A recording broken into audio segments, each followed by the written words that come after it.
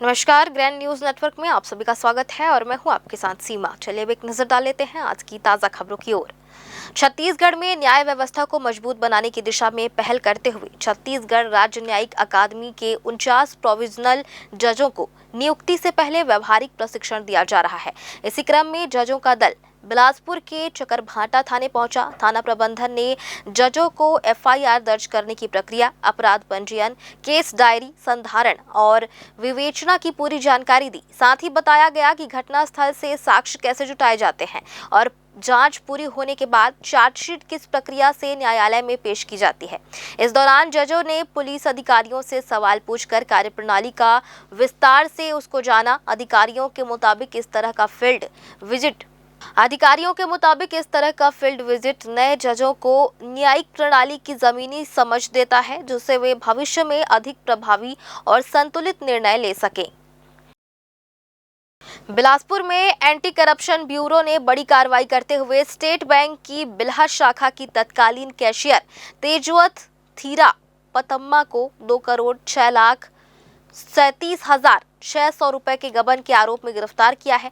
बताया जा रहा है कि दिसंबर 2024 से जनवरी 2025 के बीच बैंक के रिकॉर्ड और खातों में हेरफेर कर इस बड़ी राशि का गबन किया गया। मामले का खुलासा तब हुआ जब शाखा प्रबंधक ने एसीबी में शिकायत दर्ज कराई। जांच के दौरान आरोपी कैशियर के पास से एक संदिग्ध मोबाइल भी जब्त किया गया है, जिसकी जांच की जा रही है। एसीबी ने आरोपी के खिलाफ भ्रष्टाचार निवारण अधिनियम 1988 की धारा 13(1)(a), 13(2) और बीएनएस की अलग अलग कई धाराओं के तहत मामला दर्ज कर आगे की कार्रवाई शुरू कर दी है। बिलासपुर में भारतीय युवा कांग्रेस के जिलाध्यक्ष जय किशन यादव के नेतृत्व में भाजपा कार्यालय का घेराव कर देश के प्रधानमंत्री नरेंद्र मोदी और गृह मंत्री अमित शाह का पुतला दहन किया गया। युवा कांग्रेस नेताओं ने बताया कि हाल ही में देश में आयोजित एआई समिट के दौरान युवा कांग्रेस कार्यकर्ताओं ने शांतिपूर्ण विरोध प्रदर्शन किया था, जिसे केंद्र सरकार ने देश विरोधी करार देते हुए युवा कांग्रेस के राष्ट्रीय अध्यक्ष उदय भानु चिब समेत कई कार्यकर्ताओं को गिरफ्तार कर लिया। प्रदर्शनकारियों का आरोप है कि पिछले 4 दिनों से गिरफ्तार कार्यकर्ताओं के साथ दुर्व्यवहार किया जा रहा है, जिसके विरोध में आज देश भर के जिलों में युवा कांग्रेस द्वारा प्रदर्शन किया गया। जिलाध्यक्ष राजू यादव ने कहा कि जब तक उनके राष्ट्रीय अध्यक्ष को रिहा नहीं किया जाता, तब तक विरोध प्रदर्शन जारी रहेगा। जिस प्रकार से अलोकतांत्रिक तरीके से उदय भानु चिब जी, जो कि यूथ कांग्रेस के राष्ट्रीय अध्यक्ष हैं, उन्हें गिरफ्तार किया गया है, ये अलोकतांत्रिक है। इसका विरोध हम करते हैं और यूथ कांग्रेस पूरे देश में उस गिरफ्तारी के खिलाफ प्रदर्शन कर रही है।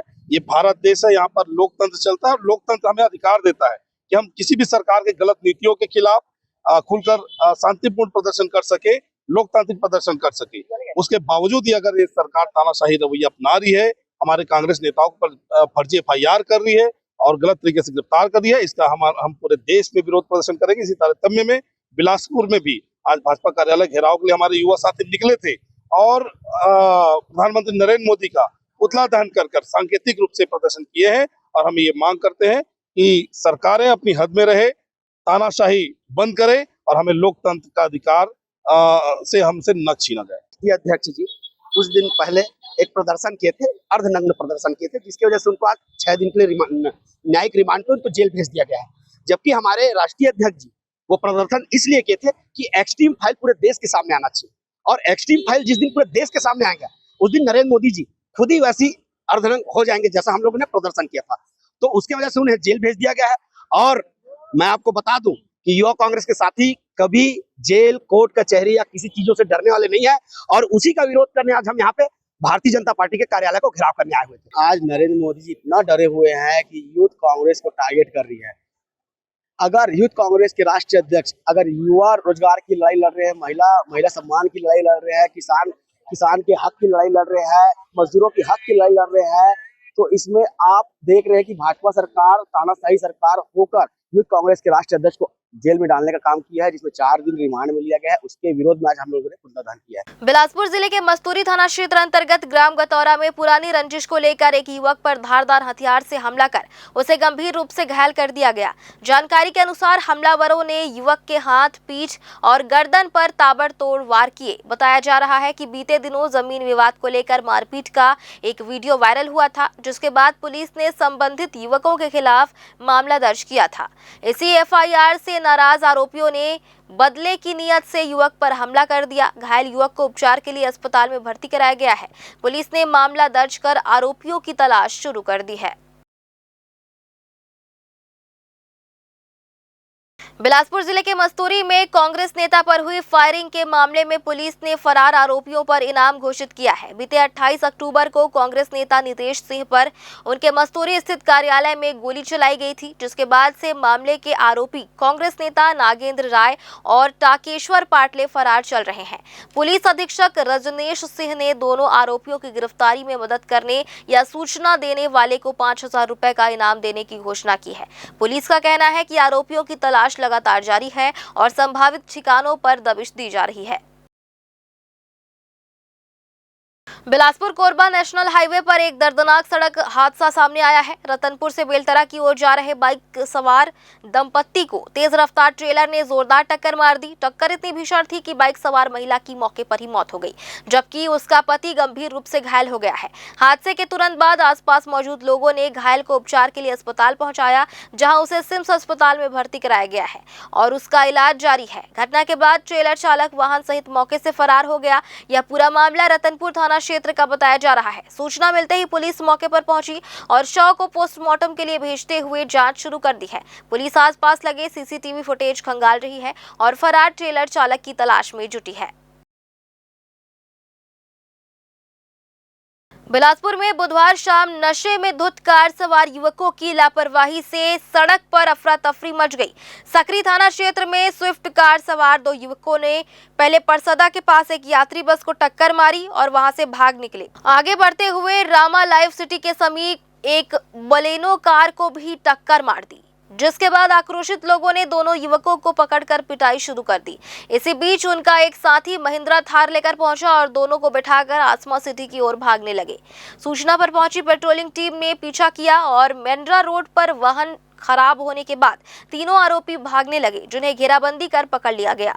पकड़े गए आरोपियों की पहचान शैलेंद्र उर्फ मोनू से तिफरा निवासी, राहुल तिवारी उसलापुर निवासी और ईशांत सिंह रामा लाइफ सिटी निवासी के रूप में हुई है। थार की तलाशी में 3 नग चाकू बरामद किए गए। पुलिस ने आर्म्स एक्ट और मोटर व्हीकल एक्ट के तहत मामला दर्ज कर दोनों वाहनों को जब्त करते हुए तीनों युवकों को गिरफ्तार कर लिया है। कल हमारे पास सूचना आई थी कि कोई स्विफ्ट गाड़ी वालों ने 2-3 गाड़ियों को ठोकर मारकर वो भागे हुए हैं और जिसकी सूचना के आधार पर वहां गए और पुलिस की गाड़ी को देखकर वो जो आरोपी लोग हैं एक थार गाड़ी में बैठकर भागने लगे और थार गाड़ी का पीछा किया गया। पीछा करके उन्हें जब पकड़ा गया तो थार में से उनके पास से हथियार भी बरामद हुए, जिसमें उनके विरुद्ध आर्म्स एक्ट के तहत कार्रवाई करके उन्हें न्यायिक रिमांड पर भेजा। बिलासपुर के सकरी थाना क्षेत्र अंतर्गत रायपुर रतनपुर नेशनल हाईवे पर शुक्रवार की देर रात एक रोंगटे खड़े कर देने वाला हादसा हुआ, जिसमें तेज रफ्तार और लापरवाही ने 4 लोगों की जान ले ली। ग्राम संबलपुरी स्थित यादव ढाबा के पास करीब रात 2 बजे सकरी रतनपुर की ओर से आ रहे ट्रेलर के चालक ने वाहन पर से नियंत्रण खो दिया और गलत दिशा में घुसते हुए सामने से आ रही स्कॉर्पियो को सीधी टक्कर मार दी। भिड़ंत इतनी जबरदस्त थी कि स्कॉर्पियो के परखच्चे उड़ गए और ट्रेलर पास खड़े एक अन्य वाहन को टक्कर मारते हुए पलट गया।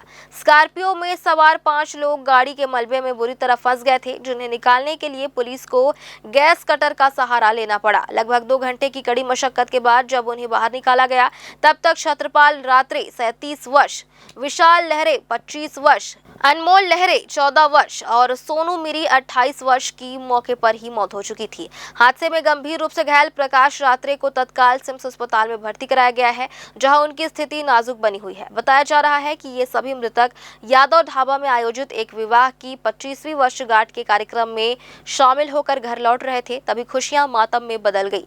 सकरी पुलिस ने आरोपी ट्रेलर चालक को हिरासत में लेकर आगे की कार्रवाई शुरू कर दी है। और आज की ताज़ा खबरों में बस इतना ही। आगे भी खबरें जारी रहेंगी, बने रहिए ग्रैंड न्यूज़ नेटवर्क के साथ।